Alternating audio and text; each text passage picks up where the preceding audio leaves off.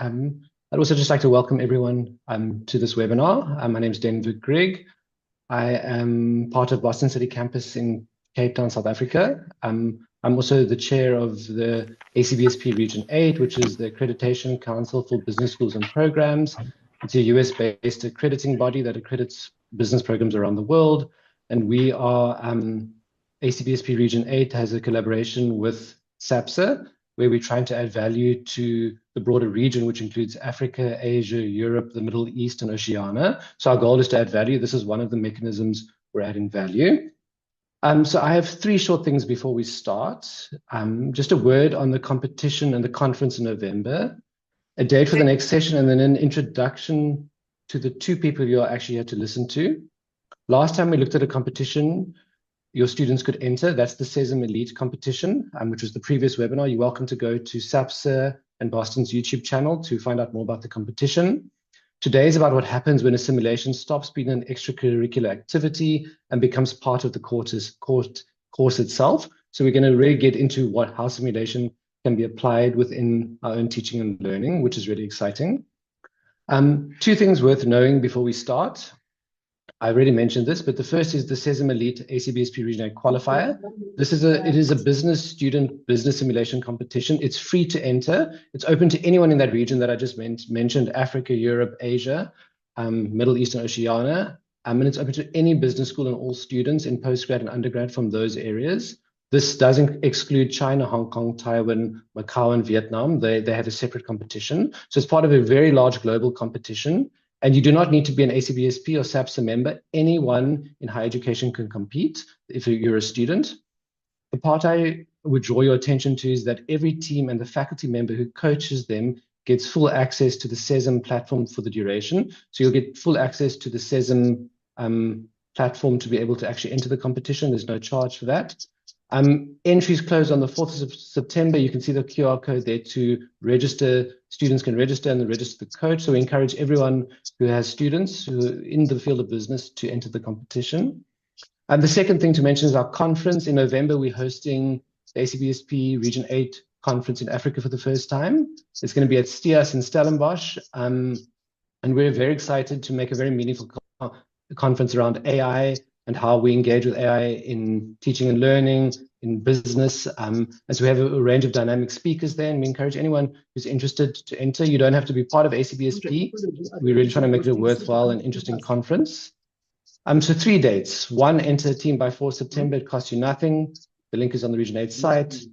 2, the next session in this series is on 25 August, when we have someone from the Netherlands and Hungary, Dr. Katalin Kovacs, who will look at assessment foundations, which is in support of academics and practitioners who have never designed their own assessments before. So we're very keen for anyone who's new to assessment design to attend that session. And then please join us in Stellenbosch from 5 to 7 November. And why we're all here. So I want to just introduce our speakers today and to say thank you to Veijo and Professor Wynand van Dyk. Veijo Kyosti is the CEO of Cesim.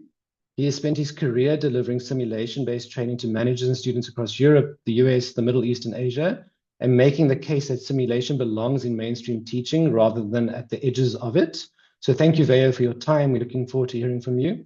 And then we have Professor Wynand van Dyk, who's from Stellenbosch. He teaches advanced strategy management in Stellenbosch University's Master of Engineering and Management program. He has much experience, and he came to that after 30 years leading strategy and capital projects in mining and minerals across Africa and the Americas. So he speaks as someone who has run businesses and now teaches students. He has a very interesting CV and a very interesting career. So thank you to both our speakers. And Wynand, over to you. Very much looking forward to hearing from you now. Good stuff. So yeah, thank you so much and for the invite to talk about using business simulations in the curriculum. As Denver mentioned, first proviso, I'm not an academic. I actually got an industry track record of 30 plus years and got to a point in my life where it's good to hand back and give back to students. But I've been part-time involved with Stellenbosch since 2014 and actually been using business simulations since that time. So quite keen on sharing some of the thoughts on how you could use it in your courses. What I'm going to talk about, just I guess it's fair to touch on what is a business simulation, then talk about the pedagogical case, why do it, how to fit it into your curriculum, something that I call the debrief, which is most probably the most important part of it all. Some pitfalls when you're facilitating it, and then I thought it would be good to just put a brief checklist together. You're more than welcome to answer, ask questions.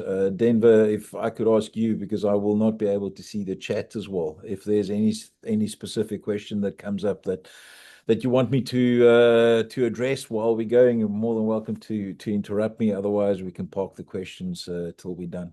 When I'm done, I'm going to hand over to Veijo, and he'll talk about the AI side of things. All right, so business simulations, what is it? At the end of the day, it's a dynamic model of either a full company or maybe a department like a hotel or a project. And students makes a bunch of decisions, usually live, and they kind of have to then live with the consequences of those decisions as it unfolds over time. And there's a broad spectrum of these. It could be either like a board style game, Monopoly on steroids, which you typically have to do in class. It could be some single domain simulation. So let's say it's a specific project that you're dealing with, or could be even something as big as a international business that you're running with a competitive market out there, and various teams are playing the game. My personal experience at Stellenbosch, where we've been using it, primarily in the project management space since 2014, we've been using a simulation. And this is for all our undergraduate final year engineering students. So that class used to be somewhere around 400. It's now well over 600 students at one shot in the class. And we play this simulation over 12 rounds throughout the entire semester. We've now expanded that into our postgraduate, a different simulator that we're using, into some of our postgraduate project management training. And this year, I've recently joined this Masters in Engineering Management program at Stellenbosch. And as Denver mentioned, I lecture the Advanced Strategy module. It's a module that we've completely redesigned. And we've incorporated global business strategy simulation inside that module. I think something that will come back later. What is really important here is you get different types of business simulations. For me, the one that works the best, or the type that works the best, is where teams actually compete against each other, and every decision that a team makes influences the outcome of every other decision. So they're not playing against like a model answer that's built in somewhere in the software. They're actually competing against each other. And the reason for that is, in today's AI world, AI or a large language model simply cannot predict what other teams are going to do. So therefore, the students cannot dump it into AI and ask AI to, what would be the best move here, because purely the language model won't be able to say, well, what is the other teams in this simulation actually gonna do? So what's the case? Why not just stick with lectures and case studies like we love teaching in business schools? Well, there's an interesting piece of research, and there's several others done by Flakopoulos and Macri in 2017, and they looked at 123 higher education studies, and they kind of grouped the benefits into three broad groups. Certainly cognitive benefits, so the ability of students of actually acquiring knowledge and improving their conceptual understanding. There's a behavioral aspect, kind of what happens when they're working in teams and they got to kind of defend their decisions or their recommendations. So they start learning each other or teaching each other. And then this is the whole motivation piece, where students, it actually increases the level of engagement. That's that finding. My personal experience, For me, there's a massive difference between knowing about something and actually acting within a situation. And I think the main one is it forces students to deal with making decisions under uncertainty or incomplete information. So it's mimicking what's happening in real life. Because I just don't know what my other teams are going to do. And because the other teams then do something, start a price war, whatever, suddenly I didn't see it happening as a student, and now I've got to react to that. And that learning experience is just massive. I think the second piece for me from a benefits perspective is these consequences unfold over multiple rounds. If a student does a simple case study, it's purely critiquing somebody else's, this is what's happened, and it's easy to sometimes criticize in retrospect. But now you've got to live with your own decisions. And that is a rich learning experience for students. When it gets integrated across connected systems, so there's a HR component and I've got to pay people and suddenly I'm starting to lose people, and there's a marketing side and a financial side, that collaboration or that integration enriches learning a lot. Very specifically on the undergraduate side, but certainly on a postgraduate side, the teamwork under pressure. Some kids love getting into analysis paralysis, and this is because there's a time clock when decisions got to be in. It's forcing them to make those trade-offs. There's a motivational pull, very real, running their own company or managing their own project. It gets the students involved. They seemingly love doing that.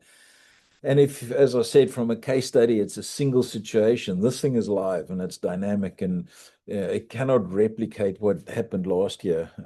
Every time you play these simulations, they end up with a new set of answers. And that alone makes it interesting for the students. Okay, so how do you fit it in? My first recommendation is think of using these as a data generation engine in group assignment work. So I embed it as into the module outcomes. So as the theory gets developed over a module, sometimes and it depends on which one I'm parking, sometimes I'll park a little bit, and then somewhere around week 3 or week 4 of the module, we start introducing the simulation. Students at that point in time has got enough theory that they can start engaging with it. And then as the theory gets developed, we introduce the assignments as we go along. So sequencing it and building it into the overall learning outcomes is in my view, the trick. When you're dealing undergraduate, and I know we're talking business schools here, but for us, because we're dealing with undergraduate students and EXA accreditation, which is our engineering council, we align our graduate attributes into the assessments as well. And then from an assessment stance, don't couple the module pass and fail with how well a student did in the simulation. In other words, students that get stone lost in the simulation, what we trying to assess here is the quality of the reasoning. So what happened? Why are you lost in the simulation? And they could still do really well in the module. But at the same time, it is always good to give the students some skin in the game. So we would typically award like a bonus for where they end up, their standing in the game, rather than penalizing them at all. So teams that comes first, they get X% additional marks, down to 0 if you end up stone lost. But so it gives them some incentive to keep on playing and to keep on engaging, but we never penalize the students for playing a bad game at the end of the day. I think the most important piece is this thing called debrief. Sometimes you actually got to stop the action and midway while you're playing and almost force the students to start thinking, what did you decide? What happened and why? And what will you actually do differently? And we take that, call it debrief cycle, and embed it into reflective assignments. So the idea here is that we don't play 12 weeks back-to-back flat box on 12 rounds, and then we're done and we have an assignment right at the end. We actually play a little bit, pause the, call it gaming action, let them do an assessment or a group assignment. Inside that group assignment, let them debrief about what they've been doing, and that enriches the learning. So kind of the see one, do one type of experience. And then once they pass that assignment, we start playing again, and we repeat that cycles, typically 2 or 3 times through the semester. We also use trial runs quite deliberately. It gives the students a kind of a space of free learnings. But we actually use those trial runs usually in developing their first assignment. So in the strategy simulation, for argument's sake, we play 3 rounds of trial runs, and then we say to them, okay, use the answers that you got out of that trial run to develop your initial strategy. And that initial strategy for their game is kind of their first assignment. And then we play 4 rounds and then come back and we say, okay, right, now you start analyzing, because the theory has developed that they can start analyzing market position and. So now you analyze that and look at how would you change your strategy and why. And we keep on repeating that cycle. Couple of pitfalls. Competition motivates, but you got to manage it. So we reward standing, we never punish standing. So teams getting stone last, you want to keep on dragging along. We use it mostly as group assignments. The key bit here is keeping contribution fair. Invariably in group dynamics, there's some people not drawing their weight. We use a buddy rating system or peer review system where only if you're a statistical outlier to the total class, we will start penalizing you and pretty much adjust their group mark to an individual mark. That's what we do there. Always have a backup plan. These simulations are remarkably stable. However, they do fall over sometimes. So this specific year, in a class of 642 students, we've had a simulation falling over on us. You just got to have a backup plan. If something can go wrong, it most probably will. And it allowed us to pivot on short notice. Got to keep on communicating with the students during those times, pivot, and still had solid assessments at the end of the day. And lastly, in terms of students, set clear rules of engagement. So we spend a lot of time introducing students to it, getting them working through the tutorials, understanding the game and the context of the game and why we use it. And then we actually start playing the game. If we just go gung-ho right from the word start, it creates a lot of uncertainty, and students don't like that. Typically, that's been some of the feedback. Last pitfall, and this is just on the facilitators, you've got to prepare as well. So actually go and spend time and play the game yourselves. Anticipate the questions, try and break it, try and see where things go wrong, and have the proper answers to those. Last slide before wrapping up, kind of a checklist. For me, number 1, choose the right simulation. Get one where teams compete against each other, so there's no computer, call it model answer, because that inter-team dynamics AI simply cannot replicate. Resource it honestly. It takes prep time. You got to think about where you embed it and how you embed it in the curriculum. There's license fees associated with all of this, so keep that in mind. So that's resources, and you need facilitator time as well. You got to, as a facilitator, be ready and be willing and able to help out. Match the content, match it to your context. So take into cognizance class size. As I said, we've managed this over with a class of 600 plus. Postgraduate, it gets a little bit more tricky. So you want the groups to be smaller and getting a better contribution there. So think through that. Think about technology and how you deliver it. We've delivered it both classroom, online, and in hybrid mode, but you've got to just adapt your assessments and how you embed it wisely. Run a trial round, as I said. As the facilitator, you've got to understand how you want to play this game and actually go through it yourself and experience it. And then last but not least, start small. Embed it into one module, see how it works for you, learn from it, and then iterate from there.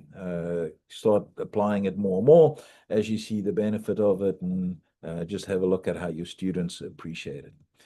And with that, yeah, thank you from my side. Good luck if you go down this road. My QR code was right up front on that first slide. I'll send these slides to Denver and Anne, and you're more than welcome to connect with me, and I'll see if I can help wherever you go wrong. Thank you. Thank you so much, Wynand. We really appreciate the presentation and the thought that you put into that, and just opening our eyes a little bit. So thank you so much for that. We really appreciate your time. I think we can hand over to Veijo now. So over to Veijo. And then, oh, sorry, before I get in there, does anyone have any questions for Wynand? Sorry, I jumped the gun there. We can take a few minutes for questions. We have some time for questions. So if anyone has questions, you're welcome to speak or put them in the comments. If you have questions for Wynand. Good morning. Yes, I've got a question. Firstly, I like the way Wynand is running things without being punitive and giving bonus marks to the students that are doing quite well. Wynand, I just got a question in terms of if you have any practical examples you can share with us, maybe 1 or 2 screenshots of what the simulations look like.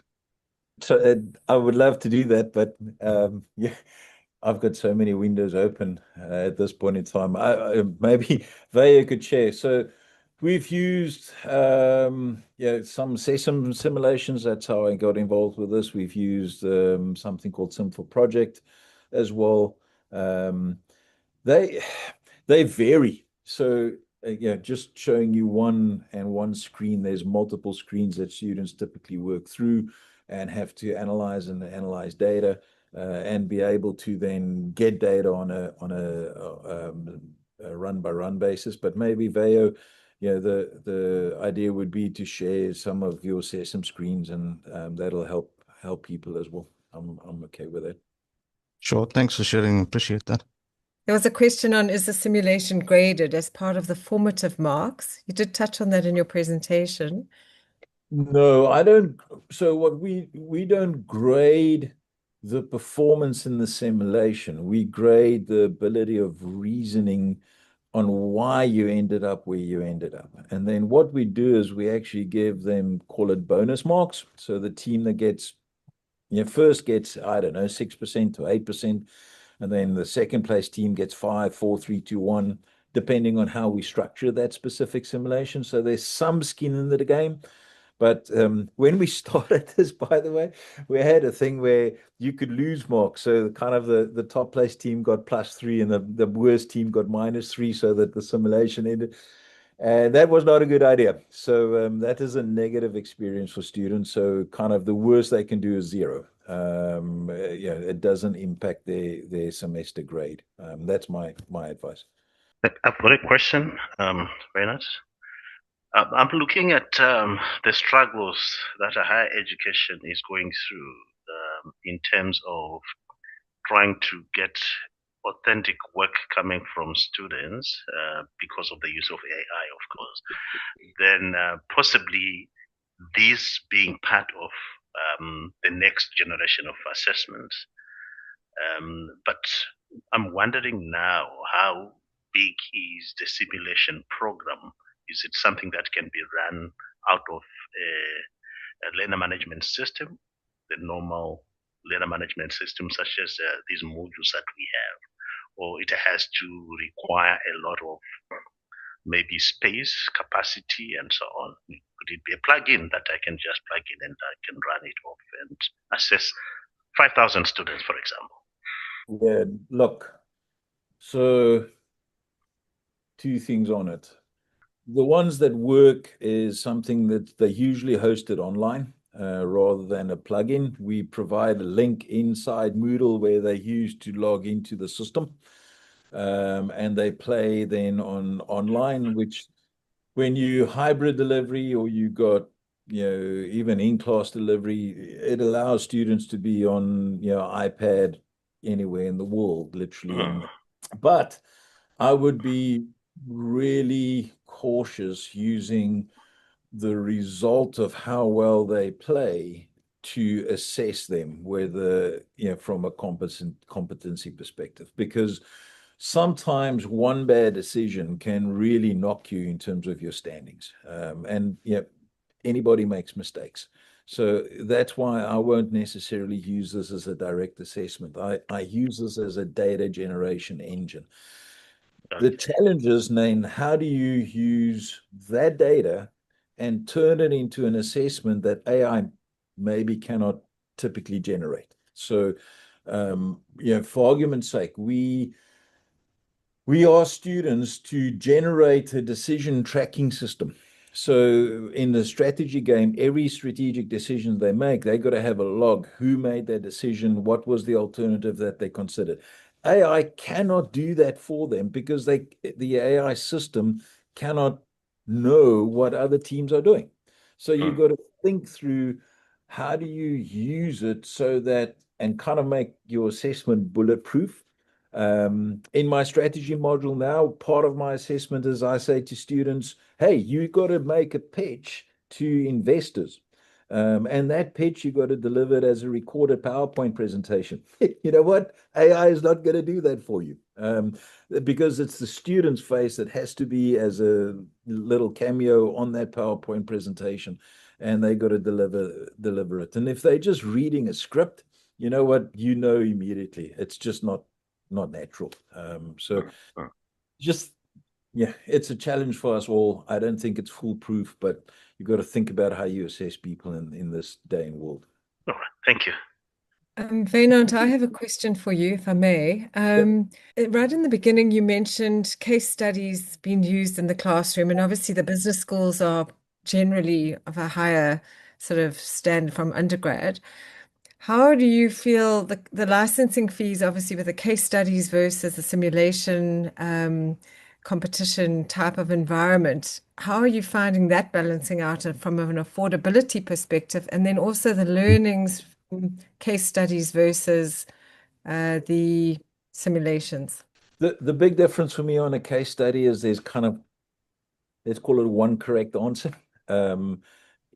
Whereas these simulations are so dynamic that there is no one correct answer. And that makes a real difference in my mind. In terms of affordability, man, let's twist Veijo's arm, because it will always, if you're in Africa, you always need it cheaper. But you know what, it is not prohibitively expensive, put it to you that way.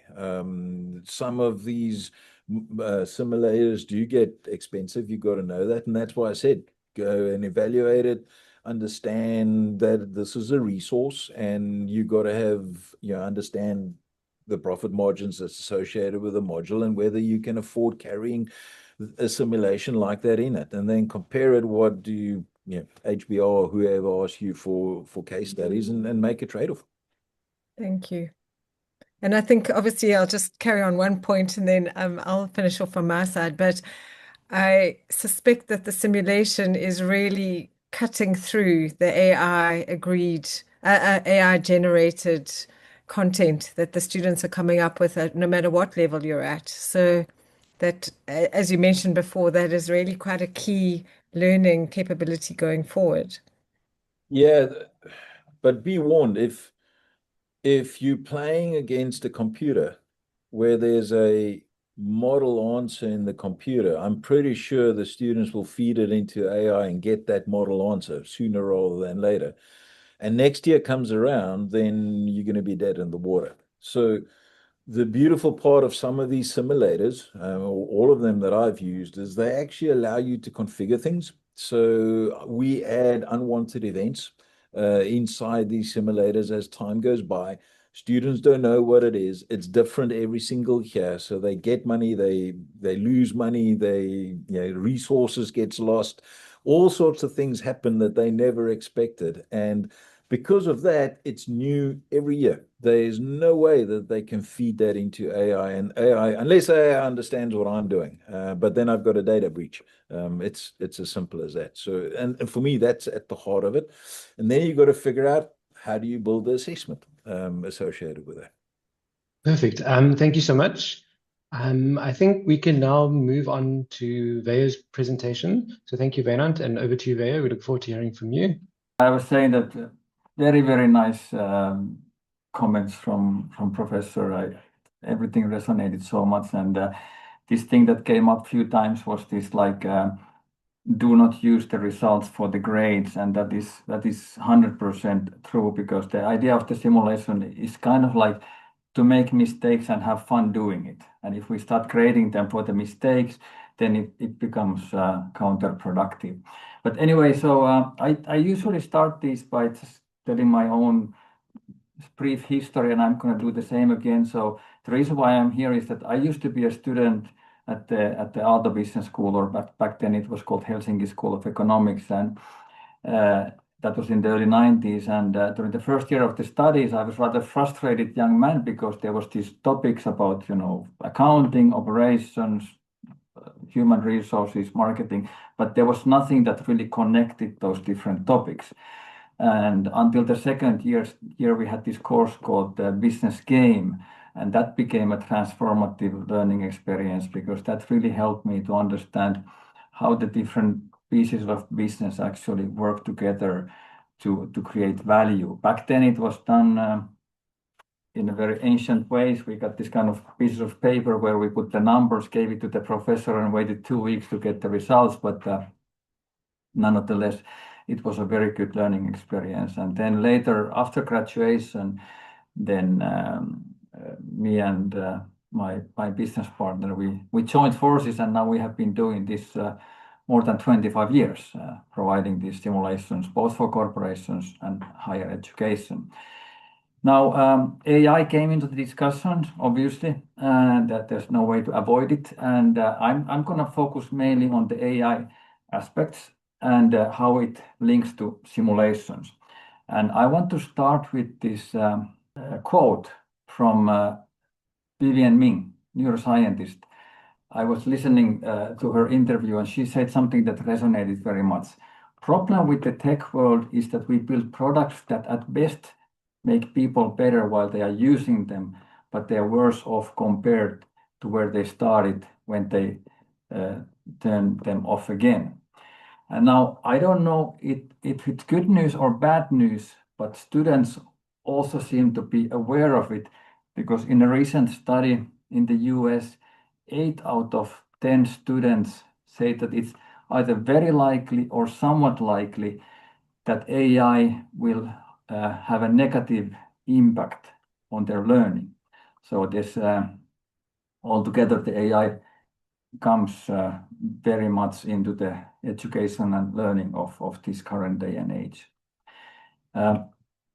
At Cesim, we are a business simulations company, which means we create environments where students can experience business decision making in a competitive setting. So typically the students work in teams. It doesn't always have to be a team, but typically they work in teams, and they operate their companies over multiple decision-making rounds, very much the way that Professor Wynand was just describing. And we take our place in the education ecosystem quite seriously. There was, during the semesters, there's more than 500,000 student logins on monthly on our platform. So there's a lot of traffic and a lot of student activity happening with our simulations. And we have 2 distinctive target groups for our AI efforts. Now, we have been working with AI since it came out back in the since generative AI came out in late 22, we have been working since then. And we have 2 distinctive target groups. It's the instructors and the students. And now for the instructors, let's say educators, from our perspective, they are the wisdom workers. They are the ones who should teach understanding to the students. And our task at Cesim is to make that task as convenient and efficient as possible, which means that the instructor doesn't have to know every single detail of the simulation. AI can kind of complement the instructor in the process. The main task for the instructor is to use the simulation for the benefit of the students. So we have integrated what we call tireless teaching assistant on the platform. It's fully integrated on the platform so that it knows the context and the state, all the results and everything else it's aware of. And then we have integrated multiple, like the frontier models, so that you can choose which LLM. If you like ChatGPT, you can use that one. If you like Claude, you use that one, and so forth. So it's fully integrated teaching assistant for the instructor, who can then analyze results, surface like teachable moments, and other important elements. Like Professor Wynand was saying, debrief is where most of the learning happens. And with the AI, we have made it much less effort intensive from the instructor's point of view. Now, the other piece regarding the AI applications is for the students. We call it AI Coach, and it's a thinking partner for the students. So that helps the students to kind of test their different ideas. It doesn't give direct advice, but it helps them to test ideas and then deepen their understanding of the different kind of concepts during the course. And it's designed to manage the cognitive load, so that it's kind of like a working memory for the students while they are working in the simulation. But as said, it doesn't give direct answers. If I'm asking what should I do next, it's not going to tell me what I'm supposed to be doing next. All right, now just a little piece of statistics from the tireless teaching assistant, because this has been out already since 24. And I thought it would be interesting to share, because it's always, in the tech world, it's kind of easy to create different kind of products and features, but then the adoption is always what matters. So with this tireless teaching assistant, now it came out in May 24, and these statistics run until May 26. So during the first year, we had 2,194 instructors who were using the assistant across 42,500 some conversations across more than 6,600 simulations. So clearly the numbers are there. We see that the instructors, the educators, they find the assistant useful in their learning processes. And what is also nice is that we see the intensity growing, like the power users have increased from 50 to 187 over 1 year. The 10+ chats have gone to 4 figures. And then super user is up to 1,000 chats within a 12-month period. Obviously, these numbers are very dependent on how many courses and how big courses they are running, but still the overall development is very positive. Now, there was a lot of discussion about assessment in the previous discussion, and I thought that sharing something from the kind of field can be beneficial. Our client Telecom Paris, they run once a year this kind of like 200+ strong cohort as a capstone course. And these are very resourceful students, like engineering students who are very capable of building their own AI agents and whatsoever to make the decisions on their behalf. And faculty obviously is quite aware of it. So what the faculty decided is that now let's encourage the use of AI during the actual learning process, but then we remove it completely during the assessment. So when the students, they were playing the simulation rounds, then the faculty was using the AI assistant to create questions, like team-specific questions, So they actually created like a team-specific narrative based on the history of the students from the game. And then they used that narrative for the assessment, which was analog, pen and paper assessment. And the outcome was very, very encouraging. Both the faculty and the students found it very, very nice because the discussions were like very deep, and there were a lot of sharing involved in that assessment process. So this I found to be a very nice way of like productively combining AI and human into the assessment process linked with simulations. A few words about the AI coach. Now, the AI assistant, that's 100% solid. We know exactly how it is. We continuously obviously develop it, but we know how the instructors like to use it and what makes it very useful in their teaching and learning processes. The AI coach is quite a bit more complicated. The technical side is done. I mean, we have had it out with some early adopter clients already since February this year. But the complication is with the students. Now, they are difficult to, I don't know, maybe I shouldn't use the word control, but we see a lot of like inconsistency in the way that students engage with the coach.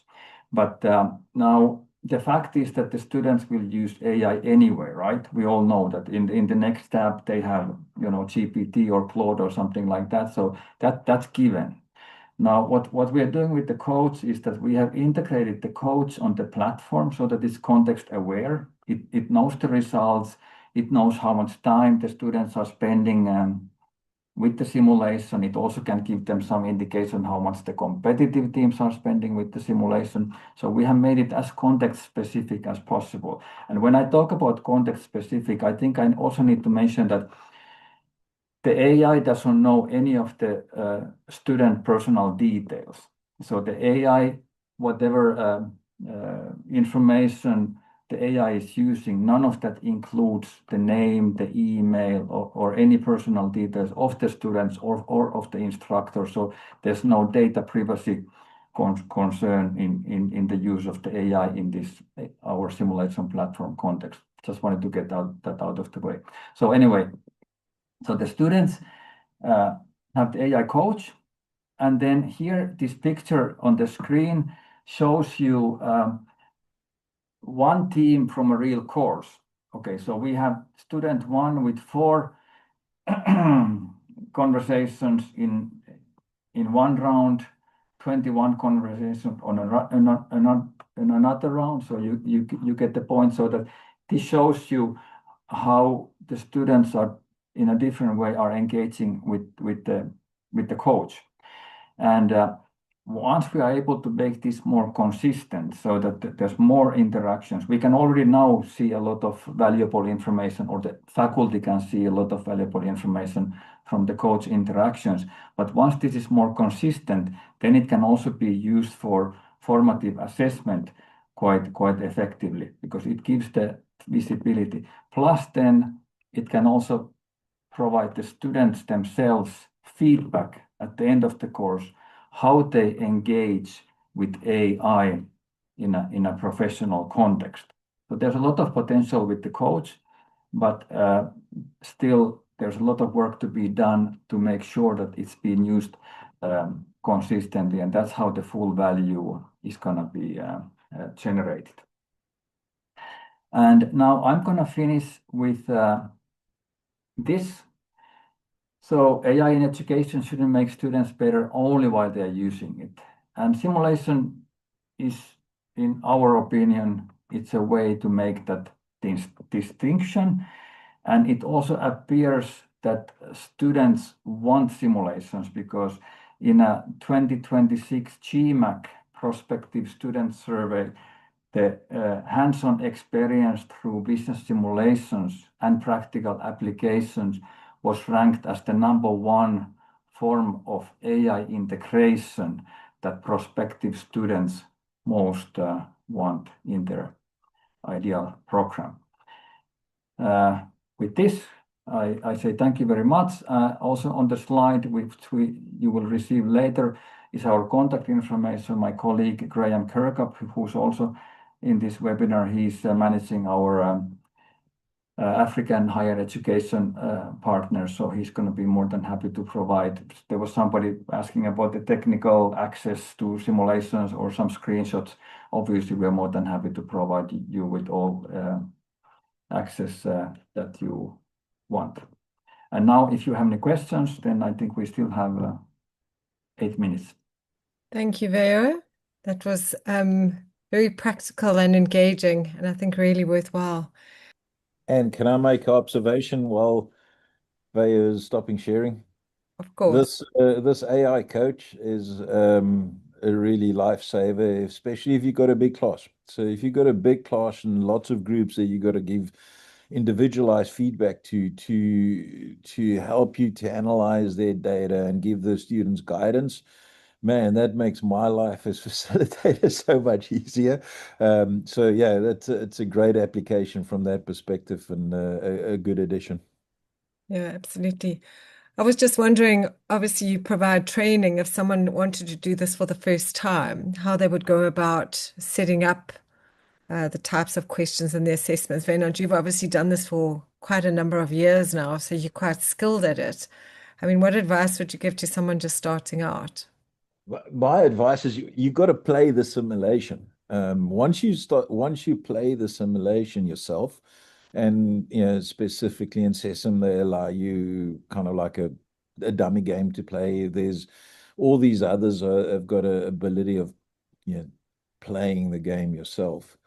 That then immediately puts you in a frame of how you would use it from an assessment perspective, and starting to understand. You have to understand the story. You have to understand the types of decisions that's got to be made, and then figure out how you build it into your curriculum.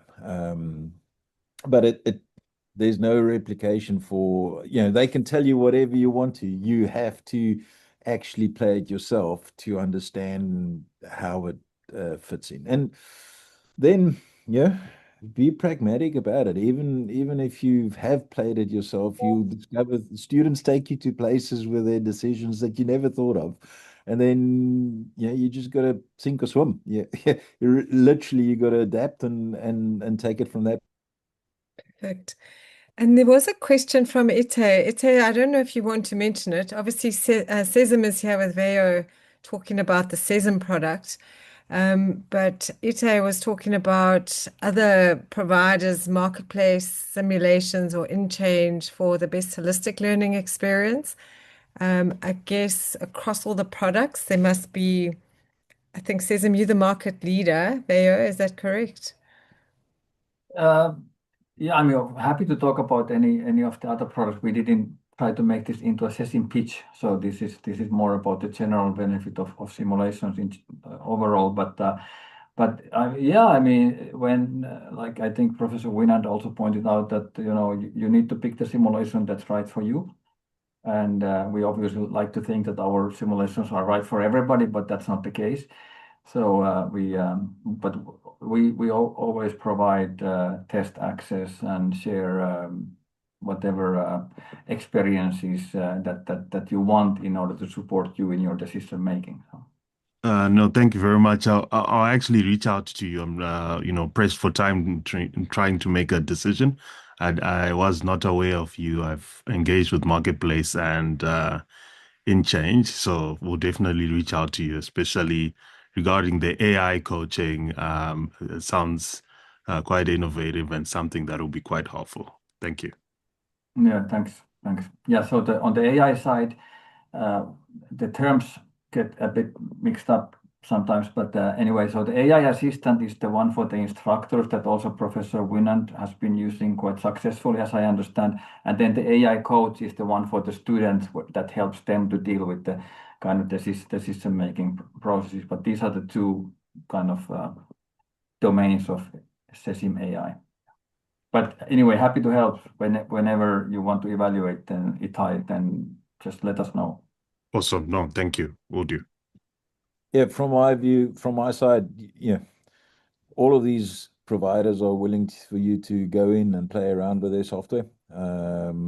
Register, get a view of what it is, what they're using, and then figure out what you want to achieve and how you can match it to the story. So I knew what I wanted to achieve with specifically a project management one that moved a lot of the options out of the equation for me. And then, similarly with a company piece, there's a story that I wanted at the back end to use, and then that story then kind of eliminates a whole bunch, and then you got to make a choice about who you want to use. Great, thank you.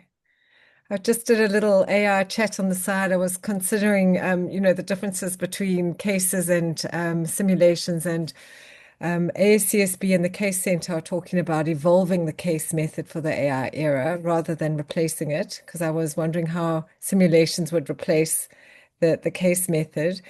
And they just said the difference is actually quite fundamental. The traditional case says, here's what happened, what would you do?